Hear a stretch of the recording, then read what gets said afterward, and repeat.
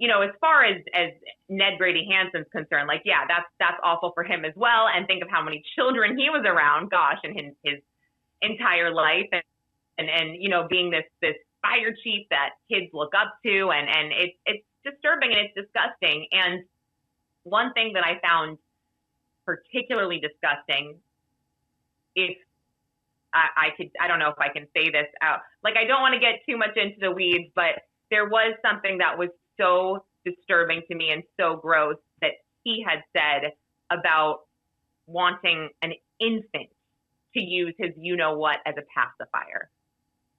I never saw that. Mm-hmm. That was Christensen, the judge? Or was that the fire chief? Hansen. That was the fire chief. Fire chief. Oh, jeez. Yep.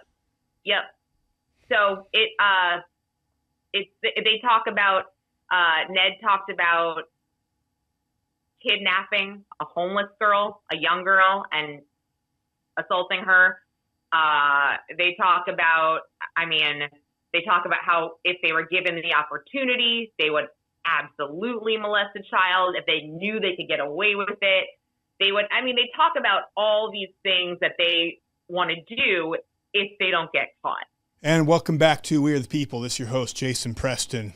And today we are jumping into the Box Elder County situation where we have the judge and the fire chief, who you guys are aware of. They didn't just break the law. They allegedly ran a child exploitation ring right under the system's nose. And one of the things, the reason this is so important to us is this was not discovered by our Utah officials. This was only discovered because you had the Fed investigate and find this. And the reason we're doing a show on this is very much the pattern we're seeing, where you have high-level people, judges, fire, chiefs. We look at the Hamlin case and we see so many examples of collusion. And these guys weren't just looking at, kiddie porn. These guys were meeting up and having sexual acts together, and they were talking about and potentially even sharing sharing their kids, their nephews, their grandkids. Who it is they're talking about, their family members that these men are preying on and sharing together, molesting together, will come to the surface. But we are seeing more and more of this. The more we talk to survivors, the more we talk to victims, we are finding that this stuff is becoming rampant in our state. And so I want to thank you guys for tuning in. Most of you are aware, I hope, of Lauren Conlin. She's incredible. She's over there at Pop Crime TV. Alexa and I found her back, I think, about a month ago. She was reporting on the Hamlin stuff, and she was doing an incredible job. And we reached out to her, and we've been working with her since then. You will see her more, but we're going to have her on, and she's going to actually break this down with this. So, Lauren, welcome to the show. Thank you so much for having me. And you guys have been incredible. I stumbled across the Hamlin case through a friend, and I was horrified. And I think I had told you, I had to kind of stop for a minute because it just seemed so unbelievable and so difficult to read between the victim impact statement and even, you log into the Utah Exchange and you've got probable cause statements and arrest affidavits with all of these details dating back to, his 2012 arrest, and those are hard to read. So for me, it took me, I would say, a couple weeks to really sit down and fully focus because it was so disturbing. And as I've said to you, at first I was like, this can't be true. This can't be true. However, it's kind of like that book, this Lee Strobel book, The Case for Christ. It's about this guy who's an atheist and he doesn't believe in Jesus, and then he goes on this quest. I kind of felt like Lee Strobel, where I was like, all right, let me go on my own quest here to figure out if this is real, if this is happening. And what I've come across so far, it's real. It's happening. And I think what we're going to talk about today is, I don't want to say it's the icing on the cake here because that's a horrible phrase and term, but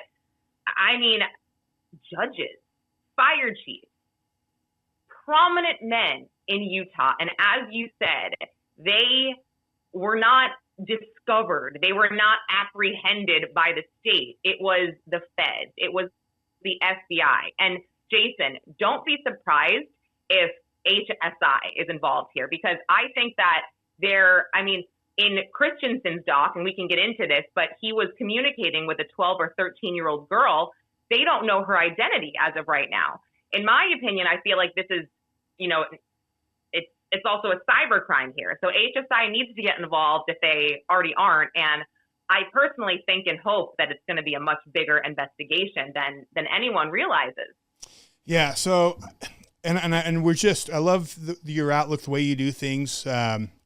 We have Goel on here.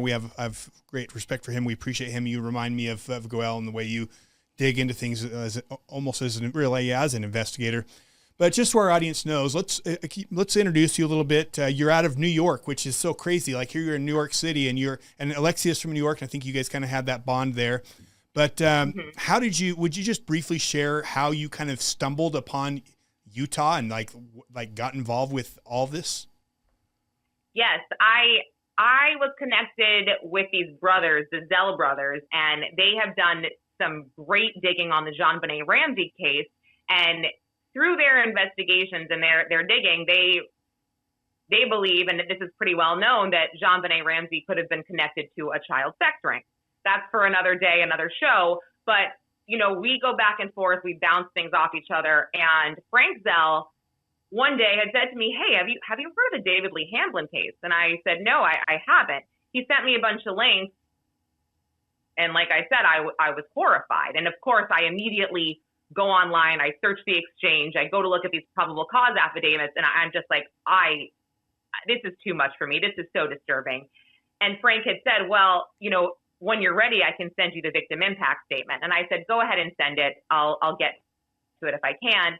He sent it, and one night I started looking at it, and I couldn't sleep. I couldn't sleep, and I had to compartmentalize and tell myself that it wasn't real. I actually did. I said, it's not real.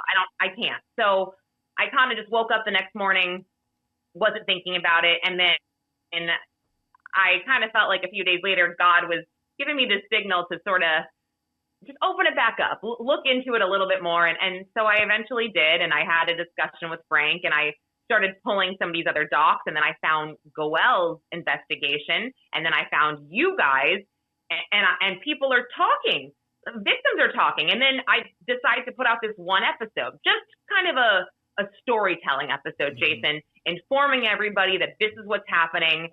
I don't get into the details of, the victim impact statement. I don't do anything like that, but I talk about the cases and I talk about how severe it is. And when I put that out there, and also the fact that David Levitt, that press conference, that's also something that really hooked me. I'm very fascinated with statements and statement analysis and deception and denials. And that right there, it was almost out of a movie where you're like, dude, you just named yourself a person of interest. Right. Are you dumb? Are you a narcissist? Are you, whatever? So all of that combined, I put that into one episode. I'm kind of like, if anything, let me just raise some awareness. I don't know much, but this is what I know. Well, after that, people started knocking on my door, and I got even more information from people, and I was horrified.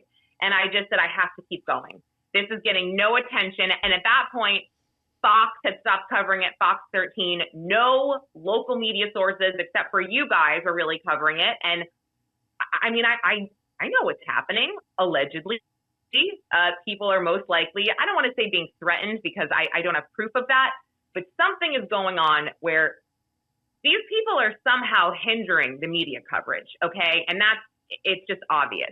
They don't want this covered. They don't want this out there. And it was mind-blowing to me that these cases had taken years to even get to a pretrial status. And there wasn't really a big reason for that, except from what I saw, internal hindrance.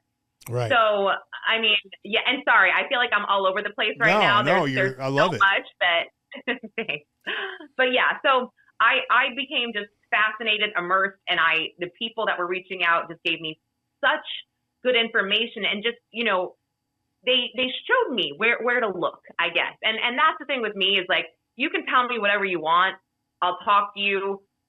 You know, I'm very good about keeping my sources close to home, but I have to do my own research. I have to prove to myself that, you know what I mean? Mm-hmm. That it's not that I don't believe you. I just have to see, and I have to, and everything I've seen,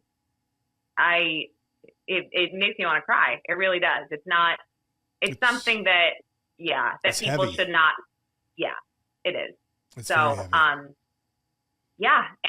the gaslighting here in terms of the survivors, it's not cool. And the gaslighting of the people, you know, who claim they're being bullied and this and that. And it's kind of just like, look, I'm not going to name names, but like if somebody toilet papered your house once in 4 years, or someone says you can't, I don't know, that happens to me. Like, I live in New York City. If I were to say I voted for Trump, they wouldn't let me in the freaking coffee shop. Okay. Sorry, the curse. But like, you know what I mean? Like, I guess I don't have a ton of sympathy for, you know, it's just like, cool. This happens to people all the time. It's like, and also just going back to, what is that term? DARVA, or I believe it's something like that, where it's like the accusers play the victims and they want you to think that they're the victims. And it's kind of just like, I see that. I see that in all of this. Yeah. It's hard not to. Especially when you have all the newspapers pushing the narrative. So talk to us about, and our listeners, about what you see and your concerns with the local. We're down in Box Elder County, and we've got the fire chief who gets busted. What was that? He gets busted first. When is he busted? So they started looking into him in November of 2024, and then he was recently arrested, I think in February. Okay. So, and what happened was there was a tip that was called in. So yeah, it was November of 2024. The National Center for Missing and Exploited Children received a tip that an online account was sharing child essay involving a girl between the ages of 10 and 12 years old. And the email address that was associated with this account, it connected officials from the FBI to Ned Brady Hansen, who happens to be how do you say it, Tremonton? Yeah, Tremonton. Okay. And just forgive me if I mispronounce any of these places in Utah. I'm obviously not a native, but it was connected to Ned Brady Hansen's email address. So that obviously led to an investigation where, you know, they looked up his Google, his Comcast, and his IP address, and they found a lot of pretty bad stuff. And they performed a search at his home, and he admitted to possessing these videos. And he actually also said that they were saved on his phone. So he was apprehended. And wouldn't you know it, Jason, he's put in front of this judge, Judge Kevin Christensen, who authorities are saying, no, he should not make bail. And Christensen's like, oh, no, it's fine, $50,000 bail. Well, I mean, little did we know that as of literally this month, March of 2024, Christensen would later be arrested in connection to this. And I believe he actually has been charged. So what we have here is we have Ned Brady Hansen's got 8 charges of sexual exploitation of a minor. And then we have Kevin Robert Christensen. He's got 6 different charges, but his are a little bit different. He's got 2 attempted sexual exploitation of a minor charges, 1 enticing a minor second-degree felony sexual activity, 1 enticing a minor first-degree felony sexual activity, and then 2 counts of dealing in materials harmful to minors. So we can go through what that kind of means based on the communications with these men. But one thing I want to say that really corroborates what we've learned, and I'm not just going to say from the victim impact statements here, because I've said this on my show multiple times. I believe what the Hamblin daughters have alleged. I believe all of this, but you have to say legally, these are unverified. Right. Okay. They haven't been verified. Fine. But what we learned from that, and what we learned from, I guess, other religions that seem to have these questionable moments, I'll call them, is that there are sexual deviants involved in this. And these sexual deviants sometimes don't care who they have sex with. They don't care if it's a kid. They don't care if it's a man. They don't care if it's a woman. They don't care if it's whatever. So the fact is, these two men engaging in sexual activity with each other, I feel like really corroborates all the research that Goel's doing, that you're doing, that I'm doing, is that these guys don't care. They don't consider it homosexual. This is just this is what they do. Do you know what I'm saying? Yeah. I also find it interesting because one of the things you see, the patterns that from the Hamblin statements is this abuse in the family, the grandfather abusing the child, the parents involved in abusing the children. And that's almost this culture of, family abuse, generational abuse. And that was one of the things that's interesting. You saw that again here, actually them talking about, I don't remember, do you have the exact quote there? But I know that they were talking about sharing one of their grandkids or one of their relatives. Yeah. Let me pull up some of the communications that were on, let's see. Okay. So, and by the way, just to reiterate here, Ned Brady Hansen is a fire chief and Kevin Hansen Christensen is a judge. And Hansen is, I believe, 54 years old. He's a 54-year-old man. And Christensen is a 64-year-old man.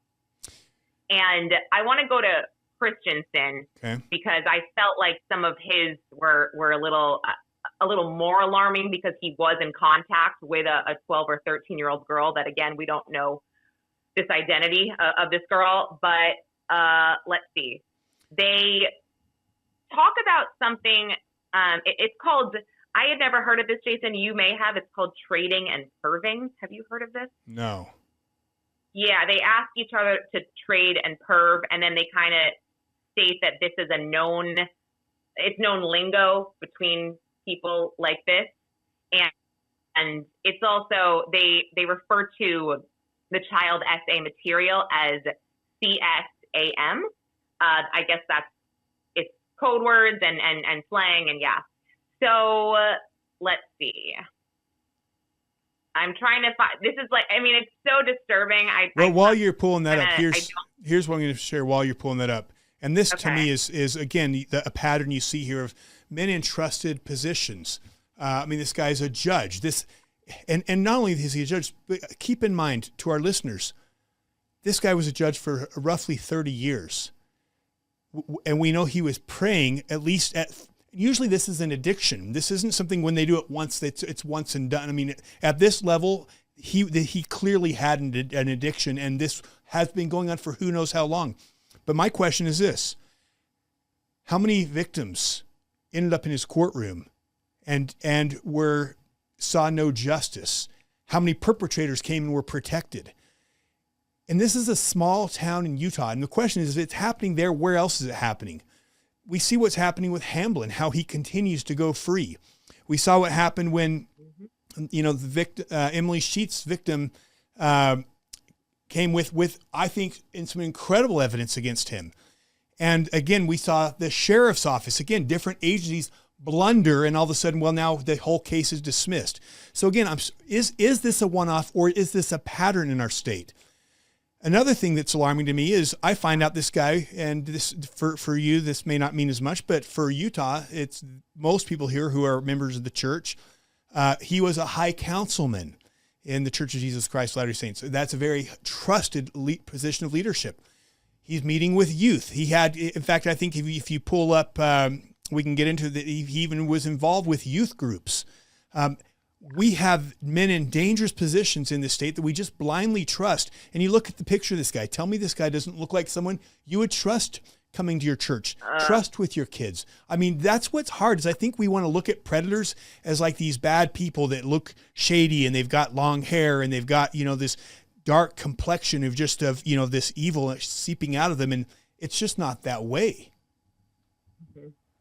You're correct. And that's something I thought of is what is going to be the aftermath here, and what does this mean, I guess, for the justice system? And let's also think about perps that he put away. people that should be behind bars who now have a great reason to appeal their case. And that's horrible. That right there, where it's like you should be behind bars rightfully, but now you've got a judge that might be, people might be questioning his credibility. They might be questioning his mental state, his decisions. I mean, this is going to be, it's going to be, excuse my language, a shit show, right? Absolutely. It's not going to be good for anybody. And, you know, as far as Ned Brady Hansen's concerned, like, yeah, that's awful for him as well. And think of how many children he was around, gosh, in his entire life. And you know, being this fire chief that kids look up to, and it's disturbing and it's disgusting. And one thing that I found particularly disgusting, if I don't know if I can say this out, like, I don't want to get too much into the weeds, but there was something that was so disturbing to me and so gross that he had said about wanting an infant to use his you-know-what as a pacifier. I never saw that. Mm-hmm. That was Christensen, the judge? Or was that the fire chief? Hansen. That was the fire chief. Fire chief. Oh, jeez. Yep. So they talk about, Ned talked about kidnapping a homeless girl, a young girl, and assaulting her. They talk about how if they were given the opportunity, they would absolutely molest a child. If they knew they could get away with it, they would. I mean, they talk about all these things that they want to do if they don't get caught. They talk about how hot CSAM is so hot. Let's trade and perv. And yes, they trade pictures, which I guess is the trading and perving. And I think the youngest picture was of a 10-year-old, I believe. I mean, yeah, it's tough. It's tough to comprehend. But the judge was actually communicating with a 13-year-old child, sending her. Oh, judge sent her a video of him. I'll just say J-O-ing. I guess you guys know. Yeah, sorry, it's not funny. I don't know how else to say it. I just feel so gross. But yeah, this is pretty much the grossest thing I have come across in a long time, you know, in court documents, I guess, besides the 2012 Hamblin documents. Those are disgusting. But these are mind-blowing. Right. And again, to our audience, these are men who we're going to protect the innocent. And the men who are in this state who are supposed to be protecting the innocent are preying on them. And, you know, a story that came out, I don't know if you saw this, but it was literally, I think, the day before, was on Alan Bassett. And he's in Fruit Heights, which is just north of Salt Lake. And he was I think he was a doctor, I can find out, but they had found that he had preyed on over 50 victims.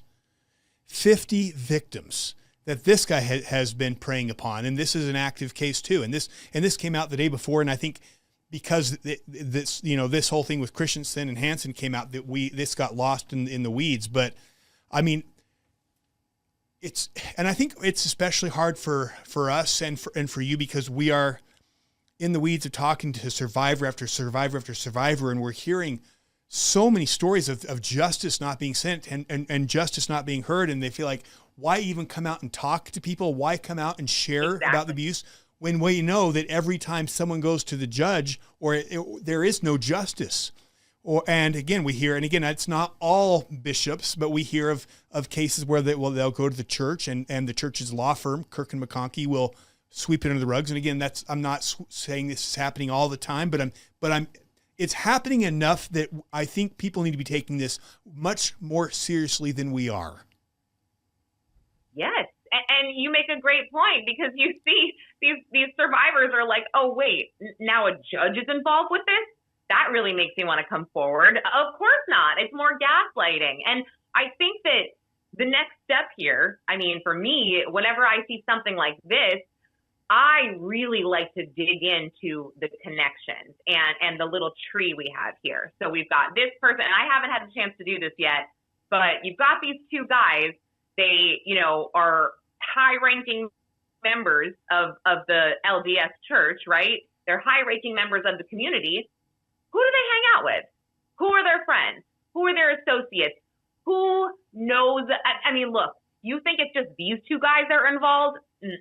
Honey, no, I'm sorry. There's a lot more men, mostly, maybe women, who knows, a lot more that were involved in this that these two know about. So is a deal coming maybe? Are they going to cut a deal to say, okay, give us the rest of the names that you were communicating with? I don't know. But I think a deeper dive is necessary and should be happening right now to kind of get to the bottom of who else is involved with this. Yeah, no, I think you're right. And again, just driving home the point to our listeners that had the feds not gotten involved, had the state these guys been able to operate within the systems that the state has, how long would this have been going on? How many more victims? How many more kids would be abused? And my question is, how many other places is this happening that we just don't know because we don't have the federal, the FBI investigating the state? Because you would assume the state has,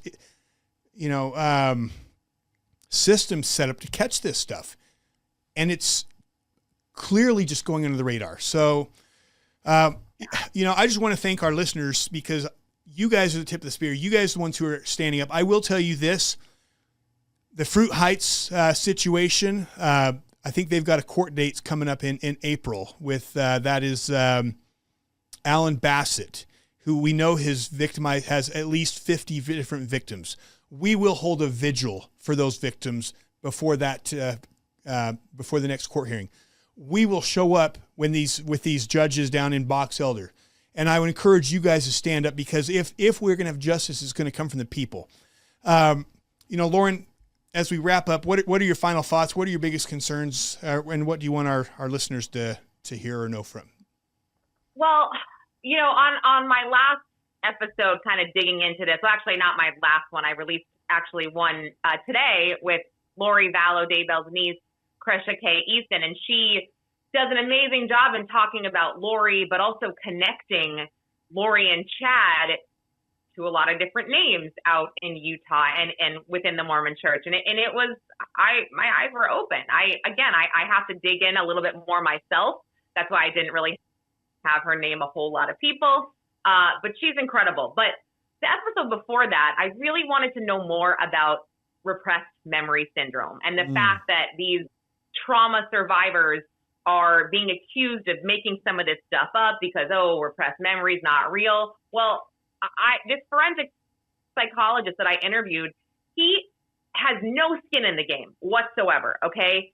He said, it's real. This happens. It, of course, is a battle of the experts because some believe it's not real. But in his experience and treating people that have gone through such severe trauma, of course they block it out. I was even talking to my girlfriend this morning, nothing about this. And she's telling me about how her mom remembered, and this is really random, but she was tied up in her basement, blindfolded with duct tape over her mouth. She was raised by her grandma or something. And she said she brought it up to her sister, my friend's mom. And she's like, but that's so weird. Why would that happen? And then her sister was like, oh no, that did happen. Grandma did that to you.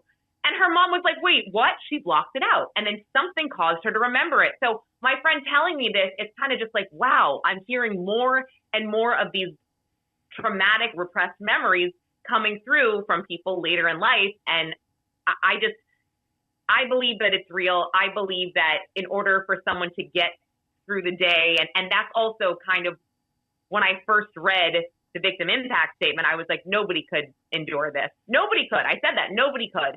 And then when I got to reading more about the suppression and all of the memory stuff, I was like, oh, this is how you get out of bed every day. This is how you endure it. And it made so much more sense. So I just encourage everybody, if you are not thinking that this is happening and you're thinking that all of these people made everything up and nobody in Utah is a perv, well, do your own research just like I did over here in New York City. It's real. It is. And it'll disturb you to your core. And for me, it's hard for me to sit by and I guess not do anything about that. Even though I don't have the power to solve anything, I can do the best I can, Mm-hmm. And I watched that show with the what's the name of the memory expert or the expert you brought on? Dr. Craig Wetterer. He's great. Yeah. I watched it. You did an excellent job on that interview. Great questions. Tell our listeners where they can find you. And I'm going to encourage our listeners we'll put a link down below to go and follow her because she gives an incredible perspective on all of this. Thank you so much. You can find me on YouTube at Pop Crime TV. I also put my podcast on all audio platforms under The Outlier. And I'm pretty much everywhere. I'm on TikTok, Lauren Conlin 4, Twitter, Conlin_Lauren, Instagram, Lauren Emily Conlin. And then my website is popcrime.tv. Yeah, and she does a great job. Most of our hardcore followers are already following you. They love you. I see your stuff getting posted on our Telegram channel, and I see people supporting it, and I appreciate them for doing that. And anyone who's willing to stand up and shine the light on this, I just have the utmost respect because it's in fact. You got a threat. You got threatened to take down your content too from the same attorney that threatened us. It wasn't necessarily a threat. It was more along the lines of I'm watching you type of thing, which is fine. It's totally fine. I feel like I don't have anything that I'm like, oh no, don't watch because I'm trying to pull the wool over somebody's eyes. And also, sometimes it's nice to be reminded of the fact that there is another side. There are two sides to every story. I'm willing to hear the other side. I want to hear the other side. Like I said, if there's anybody who wants to tell me the other side, please come to me. I am ready and willing to hear it. So I don't have tunnel vision is all I'm trying to say. I admit when I'm wrong. I admit, whatever. So yeah, come at me, bro. No, I love it. I love it. Well, you're doing an amazing job. And it's funny because Alexia and I were down in the area where the gentleman who's suing us is at. And we were down there Saturday talking to victims, and we actually stopped by and walked in and actually met this individual. And that's a whole conversation of itself. But we did invite him. We said, hey, if you want to come on the show and give your perspective, we'd love to hear you come on and share why we're wrong. And it was a fascinating conversation. And we'll see. Maybe he will. But look. And this is what I told him, our mission is to get to the bottom of this. There's clearly something happening here. There's clearly that we've talked to too many survivors. Something is going on. When you have David Hamblin, who literally is recorded admitting that he raped his daughters, when we know that he's been having sex with his patients, when we see, Brett Bluth and Emily Sheets, and you've got Tobias Schroeder. You've got all these victims who are claiming the same things. There's something going on. And so that's what I told him. I says, look, there is something happening. And if you're not part of it, you're in this neighborhood, you see what's going on, help us understand it. Come in here and share your perspective, because I have no doubt something is going on. There's clearly too much that doesn't add up. And the fact of the matter is the justice system is not doing their job, as is clearly this. And what happened today with Judge Christensen and Hansen, this is it. This is why there is no justice. And so to you guys, to our listeners, man, we love you guys. You guys showing up at the vigil, you guys, sharing this content, you guys putting comments in there.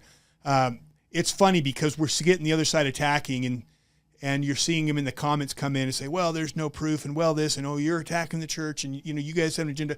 Look, we have no agenda. Actually, we do have we have an absolute agenda, which is justice. Which is why are these people's voices not being heard? Why are they being silenced? And, you listen to Mary Beth, you listen to some of these people who we will continue to bring on, and you tell me their voices don't deserve to be heard. And you can't do that. I mean, we've got to start standing up for these people, and people like, Hansen and Christensen, they've got to be stopped. So, and it's not going to happen by the system. It's got to happen by we the people. So, Lauren, you're amazing. Thank you. We will definitely have you on again. If you guys liked her, make sure you're following her content as well. And to you guys in Utah, God bless you guys, and we'll see you on the next one.